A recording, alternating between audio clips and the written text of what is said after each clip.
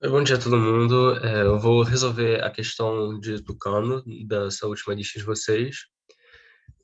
Para quem não conhece, eu sou o João Henrique Fontes, um dos coautores dessa questão, junto com o Roger Antunes. O Tucano, na verdade, é a língua Iepamassa, que pertence à família Tucano, desse grupo oriental de famílias que vocês podem ver no mapa. E só que acontece que o Iapamassa é a língua mais falada dos tucanos, além de ser uma língua franca de toda a região. E ela foi originalmente a língua que foi referenciada como tucano, que depois se espalhou para a família inteira, esse nome. Bom, não se sabe muito da origem do povo Iapamassa, né? Eles têm esse nome porque eles se consideram filhos do Iepa Onahuka, que é o criador do mundo. Não se sabe se eles vêm do leste ou do oeste. Alguns teorizam que eles têm conexões com o Yanomami de Roraima ou com os povos Polo do Acre, da Amazônia Peruana, mas nada é muito conclusivo. O estilo de vida deles foi bem desintegrado recentemente não, com a colonização, com a exploração da Amazônia.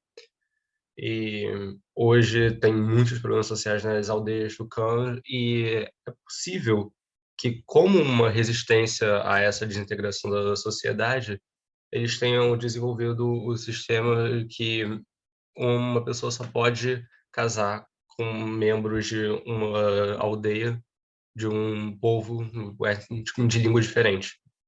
Então, um homem Yevamasu só pode casar com uma mulher que não seja Iepamassó. E tem questão disso na BL, mas, cara, na primeira fase é uma questão de sociolinguística bem legal. Recomendo vocês darem uma olhada lá para vocês entenderem melhor a situação atual. Mas com isso a língua Yavamassa se espalhou e hoje tem muito mais falantes da língua Yavamassa do que, de fato, pessoas Yavamassa. Por isso, é uma língua franca da região. Tá. Esses são os dados do problema. Na verdade, o título dele é o Aake, que tem algum significado que eu não lembro agora e eu não pesquisei. Mas é isso. E antes de vocês saírem tentando anotar todos os dados que vocês conseguem ver, lembrem, para começar, esse é um problema de primeira fase que a gente mudou para um formato discursivo nessa lista. Mas como problema de primeira fase, não vão ter muitos fenômenos muito complexos.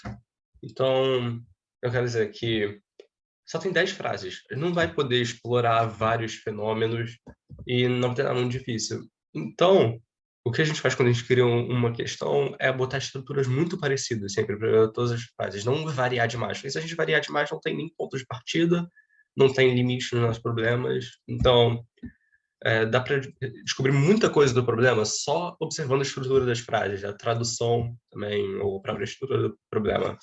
E fazendo isso, você percebe que tem tipos muito limitados de estrutura de frase. Para começar, todas começam com eu percebi ou eu vi que alguém fez alguma coisa com alguém.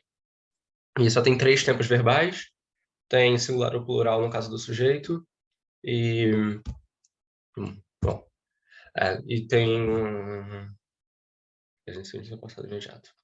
Tá faltando ali uma coisa. Tem o passado remoto também. Passado simples. Também tem possessivos.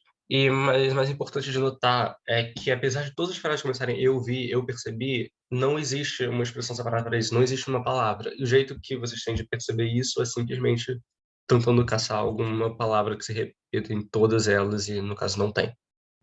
Então, essa expressão eu percebi ou eu vi deve ser expressa de alguma outra forma.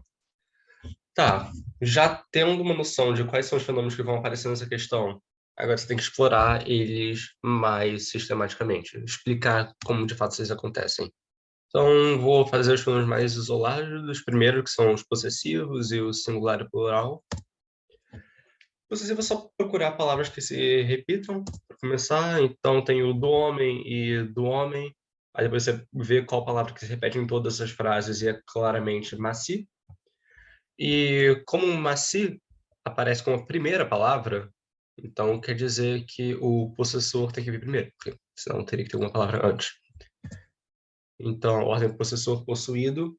Tá, já a gente descoberto a ordem, tem que descobrir a estrutura. E se vocês forem comparando mais exemplos, mais uma vez vendo o vocabulário parecido entre as frases, você vai perceber que a estrutura possessor, possuído, mais algumas palavras têm IAA. Só que, obviamente, você não pode só deixar alguns casos tem IAA. Você tem que explicar quais casos que tem IAA. E um jeito de fazer isso é você isolando, você escrevendo numa folha de papel separada, ou você pegando canetas de cores diferentes, também é uma estratégia muito comum, e marcar. Mas é importante que você isole todos esses casos para você conseguir analisar mais claramente. Fazendo isso, você chega nisso. Você poderia imaginar o que causa a existência do IA? Uma coisa que vocês poderiam supor que é por causa do processor, o processor é diferente, só que isso não faz sentido, porque tem UI para CO e UIA e QCP. Então, mesmo processor, só que no caso tem A, outro não. Poderia ser fonético, só que, mesmo se você conseguir achar uma regra fonética, acho que não tem nenhuma irregularidade. Seria uma solução parasítica. Que se vocês não viram essa expressão ainda, significa quando você tem uma solução que de fato se aplica para os dados, ela funciona para os dados, só que não é natural, não faz o menor sentido. Às vezes é específica demais, você diferencia coisa que não faz sentido diferenciar. Por exemplo, eu poderia dizer aqui que o IA aparece quando a palavra seguinte não começa com vogal, nem P, nem B, nem D. Só que não tem nada de comum entre vogal P, B e D que não tenha no K, Y e S. Então, não tem como essa ser uma solução real. Então, sobra ver o significado do possuído, o possuído que está determinando a existência do IA ou não. E se vocês forem ver, de fato, todos os possuídos aqui são seres vivos, animais, e todos esses aqui são objetos ou vegetais. Animacidade, né? Os seres animados, seres inanimados, mesmo o abacaxi sendo ser vivo, ele é considerado inanimado, isso depende de cada língua. Inclusive, queria relacionar isso com um problema do fijiano, que vocês viram algumas listas atrás, que ele trabalhava muito a questão de classes nominais. Isso é mais um exemplo de como a classe nominal pode influenciar na estrutura da língua. Singular e plural é fácil de ver, só ver repetição de palavra. Então, acauerera e acauerê, parentes, parentes, e outros casos que aparecem, tá. Isso aí simples, não tem muito o que falar. Aí agora você tem, de fato, que explorar a estrutura da frase, mesmo não costuma dar ponto, porque é bem fácil de ver, mas é sempre muito bom você dizer qual é a ordem da frase. É sujeito, verbo, objeto, verbo e outras opções menos comuns. E nesse caso é sujeito, objeto, verbo, como vocês podem ver só por repetição de palavra, obviamente. Mas também tem algumas coisas que vocês não precisam dizer, porque não só não dá ponto, como meio inútil mesmo. Por exemplo, artigo é uma coisa que eu vejo muita gente escrevendo na solução. Ah, essa língua não tem artigo. Só que artigo é uma coisa muito limitada. Português, espanhol, algumas outras línguas do Ocidente, da Europa. Algumas outras línguas usam demonstrativo, mas artigo como a gente conhece, é uma coisa muito limitada. Outra coisa também é bem limitada a distinção ser e estar. Então, coisas assim, que são muito específicas do português ou de algumas línguas que... alguns fenômenos muito específicos, vocês não precisam escrever. Então, o fato de não ter artigo não é nada especial. Na verdade, você teria que escrever se tivesse artigo, que aí seria algo interessante. O verbo, a gente já sabe que não expressa necessariamente o sujeito, o objeto, porque o sujeito e o objeto já aparecem em outros cantos, mas o verbo tem que expressar o eu vi, eu percebi, que não foi expressado nem para o sujeito nem para o objeto, é expressar o tempo verbal, ok? E a raiz, obviamente, quer dizer, a ação. E para você conseguir separar essas coisas, mais uma vez você compara vocabulário. Então, ali tem eu percebi que acabaram de comer, ba'asan, e eu vi que come, ba'ami. Então, a parte que repete é esse ba'a, e logo ba'a deve significar comer, e esse resto, esse asan, esse mi, deve indicar tanto o eu percebi, eu vi, quanto o tempo verbal. Já que, bom, isso aqui já está sendo expressado pelo resto, e a raiz aparentemente não está expressando essas outras coisas. Você faz uma lista de quais são esses elementos que conseguem transmitir tanto o tempo verbal quanto o eu vi, eu percebi. Só que não é legal deixar assim, é bom você encontrar regularidades, obviamente. Então você separa qual que é eu vi, qual que é eu percebi, depois você separa o tempo verbal. E você chega nessa tabela. Só que essa tabela não é 100% conclusiva, porque ainda tem aqui a descrição Sami, Sama, Ami, Amar, e parece ser meio aleatório. Mas antes de continuar, é importante você pensar em generalizar as regras. Tem que tomar muito cuidado antes de sair generalizando regra, porque às vezes você generaliza demais, mas é importante quando você encontrar uma regularidade, você generalizar as coisas. Isso era mais fácil de perceber na versão original, já que nas opções tinha esses elementos que não apareciam nos dados do problema, então você tinha que ter pensado nessa regularidade. Nessa versão discursiva não fica tão óbvio assim, mas é bom você pensar. Então, já que tem Sami, Sama, Mi, Ma, deve ter Mi, Ma, e Wan e Asan, talvez também tenha Win e assim. Tá, agora você tem que descobrir por que usam um e outro, então você elabora hipóteses, essas são algumas hipóteses que eu poderia ter pensado resolvendo o problema. É, Gênero não pode ser, porque não tem nenhuma marca de gênero, tem tipo abacaxi, panela, canoa e cobra. E só porque eles são feminino e masculino no português não quer dizer absolutamente nada sobre a língua. Até porque não é assim mesmo, que funcionam as classes feminais do tucano, mas isso aí já é coisa de outro problema. Então não é gênero. A animacidade funciona se você não tiver feito essa generalização. Por isso que é importante, porque você poderia ter sim achado uma solução parasítica, só que é tipo, a Mi seria com sujeitos inanimados, quer dizer, com objetos inanimados, a Ma seria com objetos animados, só que aí algum desses aqui teria que ser ordem oposta, tipo, in seria com animado, ou an seria com inanimado. Enfim, eu teria que fazer, é uma solução errada de qualquer jeito, mas você vê a importância de generalizar as regras para testar hipóteses. Número do objeto não pode ser, porque todos são no singular, e sobra o número do sujeito, que de fato funciona até fazendo essa generalização.